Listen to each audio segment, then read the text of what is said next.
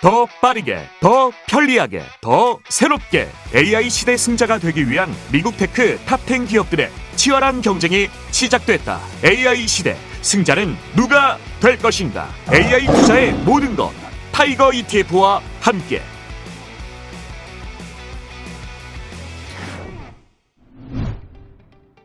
안녕하십니까. 최강 AI 지금부터 시작합니다. 저는 진행을 맡은 타이거 ETF 정봉호입니다. 해설에는 글로벌 운영본부의 유희영 위원님을 모셨습니다. 안녕하세요. 해설을 맡은 젠슨 류입니다. 네, 오늘 의상에 신경을 많이 쓰신 것 같은데요. 아직 파일럿인데 너무 무리하신 거 아닌가요? 신경 좀 썼어요. 이거 옆에 있는 베룩 마켓에서 2000에 업어왔습니다. 어떤 마켓이요? 베룩 마켓. 베룩 마켓. 네. 네. 베룩이죠. 정말 발음이 좋으시네요. 네. 역시 해설위원계 코코 샤넬이라는 안목이 좀 남다르신데요. 자, 2024년 AI 최강자는 누구인가? 2024년 연초부터 2월 말까지의 미국 테크탑10 리그 순위를 정리해보고 최근 각 기업들의 이슈들에 대해 점검해 보겠습니다. 먼저 연초 이후 수익률부터 살펴볼 텐데요. 위원님, 눈에 띄는 변화가 있었나요? 네, 그렇습니다. 지난해 화두로 떠올랐던 AI 시대가 본격적으로 시작되는 시그널들이 눈앞에 펼쳐지고 있는데요. 먼저 연초 이후 수익률 순위를 살펴보면 역시 엔비디아 압도적입니다. 요즘 엔비디아를 갓비디아라고 부르기도 하던데요. 연초 이후 수익률만 봐도 정말 대단하네요. 맞습니다. 엔비디아는 연초 이후에 70%에 육박하는 수익률을 보여주고 있는데요. 최근 인터넷에 떠도는 자료를 보니까 비트코인보다 엔비디아를 가지고 있는 게 10년 기준 수익률이 더 좋다고 하더라고요. 그래서 제가 직접 검증을 해봤더니 지난 10년 동안 비트코인은 137배, 근데 엔비디아는 192배 넘게 올랐습니다. 정말 갓비디아라고 할 만한데요. 10년 전에 제가 100만 원만 투자했어도 지금 통장에 억이죠? 10년 전 저한테 무전을 할 수 있다면 딱 이 말을 하고 싶습니다. 엔비디아! 2위는 메타가 차지했네요. 이건 정말 예상 밖이었는데요. 원래 이렇게 리그에 있는 선수들, 그러니까 종목들을 찬찬히 보다 보면 꾸준히 잘하는 선수가 있는가 하면 한 번씩 팍팍 튀는 선수들이 있지 않습니까? 사실 메타는 꾸준히 잘해주는 노장 선수 역할인데 이번 실적에서 홈런을 하나 제대로 날렸습니다. 근데요, 이게 좀 재밌는 게 이렇게 실적 발표하고 나면 저희 해설위원들끼리 아침에 모여서 얘기를 하거든요. 원래 메타 실적만 보면 한 2루타성 안타 정도 저희가 예상했는데 사상 첫 배당 그리고 500억 달러 규모의 자사주 매입이 홈런성 타구를 만들어냈다는 평가입니다. 얼마 전 메타 CEO 저커버그가 10년 만에 한국을 방문했는데요. 불고기 먹으러 온 건 아닌 것 같고요. 왜 왔나요? 불고기도 먹었겠죠. 근데 일단 제일 중요한 건 지금의 AI가 단순히 주식시장뿐만 아니라 국가 경쟁력 차원에서도 화두가 되는 것 같아요. 앞으로 AI 시대에는 이런 핵심 반도체를 확보하는 게 중요하기 때문에 이런 행보를 보인 것 같습니다. 네, 다음 3위에는 제2의 엔비디아로 꼽히는 브로드컴의 선전도 눈에 띄는데요. 네, 브로드컴은 엔비디아로 인해 수혜를 얻은 종목이거든요. 엔비디아가 앞서 개척한 길을 브로드컴이 열심히 따라가고 있는 상황입니다. 네, 아마존이 2계단이나 상승하면서 4위를 차지했고요. 마이크로소프트는 2계단 하락하면서 5위까지 떨어졌습니다. 중위권 순위에 변화가 많았는데요. 아마존이 연초 이후에 16%, 마이크로소프트가 10% 정도 상승하면서 그나마 빅테크 중에서는 체면치를 했습니다. 근데 사실 S&P 500 지수나 나스닥 지수도 많이 올랐거든요. 그래서 이런 종목들이 정말 엄청 잘했다라고 볼 수 있는 건 아니고요. 그나마 아마존이 역사와 전통의 다우 30 지수에 편입되었다는 것이 주목할 만한 뉴스입니다. 다음으로 상대적으로 수익률이 저조했던 하위 종목들에 대해서도 살펴보겠습니다. 일단 알파벳이 연초 이후 마이너스 0.9%로 보합세를 보였고, 시스코가 마이너스 4%, 어도비 애플이 마이너스 6%, 테슬라가 마이너스 18% 하락하면서 부진한 모습을 보여줬습니다. 이 선수들 이렇게 부진할 선수들이 아닌데 상대적으로 지금의 AI라는 트렌드에서는 한 발짝 물러나 있거나 주목을 못 받는 상황입니다. 구글이 최근에 출시한 AI 모델 문제가 있다면서요? 네, 맞습니다. 이게 알파벳이 자사 AI 모델인 제미나이에서 이미지 생성 기능에 좀 문제가 있어서 해당 기능을 일시 중지하고 개선된 버전을 좀 출시한다라고 밝혔는데요. 이렇게 다른 AI 모델들과의 경쟁에서 살짝 미끄러지는 모습을 보여주면서 주가가 좀 부진했습니다. 어도비의 월간 수익률이 큰 폭으로 하락했던데 특별한 이유가 있을까요? 어도비도 비슷한 양상입니다. 오픈 AI에서 이번에 발표한 소라라는 동영상 생성 AI가 시장에서 큰 화제를 모았는데요. 반대로 그에 대한 피해가 예상되는 어도비 종목이 상대적으로 성과가 부진했습니다. 잠시 후에 소라 관련해서는 또 다시 한번 자세하게 말씀드리겠습니다. 네, 스마트폰계의 강자 애플이 지금 9위까지 추락했는데요. 어떻게 된 건가요? 애플도 좀 안타까운 상황입니다. 지금 냉정하게 AI에서 애플이 보여주는 게 없습니다. 물론 애플이 전 세계 10억 명이 넘는 고객들을 십수년간 꽉 잡고 있으면서 거기서 서비스 매출이 꾸준히 나왔고요. 그것이 안정적인 수익을 만드는 것은 저는 믿어 의심치는 않아요. 하지만 앞으로 먹거리가 뭐냐? 이게 시장의 가장 큰 우려인 것 같습니다. 최근에 애플카 프로젝트도 접었다고 하고요. 비전 프로도 출시한 이후에 반응이 그렇게 좋지는 않거든요.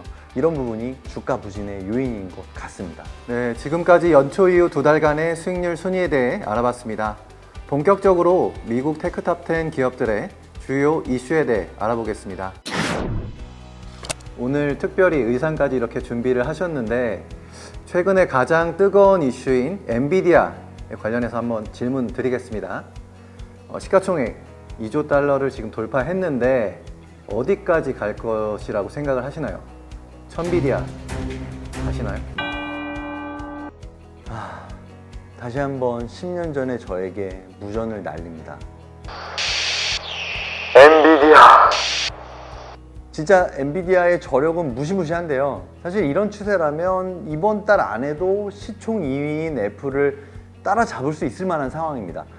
지금 되게 재밌는 게 뭐냐면요. 시장에 있는 해설위원들, 그러니까 애널리스트들 의견 중에 엔비디아에 대한 목표 주가에 업사이드가 있는 곳이 별로 없습니다. 근데 이분들 전부 최근에 실적 발표 이후에 다 목표 주가 올린 거거든요. 그만큼 해설위원들의 기대치를 넘어서서 주가가 빠르게 오르고 있는 모습입니다. 요즘 샤넬백보다 구하기가 어렵다는 게 H백이라고 하는데요. 이게 정말인가요? H백 진짜 구하기 어렵습니다. 이게 원래 하나당 원가가 한 3,000달러 정도 될 것으로 저희가 추정하는데 판매가는 3만 달러 이상이 되는 것으로 알고 있습니다. 진짜 10배씩 비싸게 파는데도 시장에서 없어서 난립니다. 덕분에 엔비디아 영업이익률도 60%가 넘게 찍히고 데이터 센터 매출 성장률도요. 재작년 대비 작년에는 3배, 올해도 작년 대비 2배 정도의 성장이 예상이 됩니다. 대동강물을 다 팔아도 엔비디아보다는 못 벌 거다라는 우스갯소리도 들리는데요. 근데 왜 이렇게 다들 구하려고 난린가요? 이거 예전에 허니버터 칩처럼 반짝하고 마는 거 아닌가요? 미쳤습니까, 휴먼? 위원님 진정하시고요. 네, 잠깐 우리 젠슨왕 선생님이 잠깐 빙의 됐어요. 이게 짧게 끝날 유행이 아닙니다. 이 칩을 구하기 위해서 빅테크, 클라우드 업체들뿐만 아니라 금융, 제약, 자동차 업체들의 이제는 각국 정부들까지 앞다퉈서 인프라 구축을 위해 칩 확보에 나서고 있는 상황이라서요.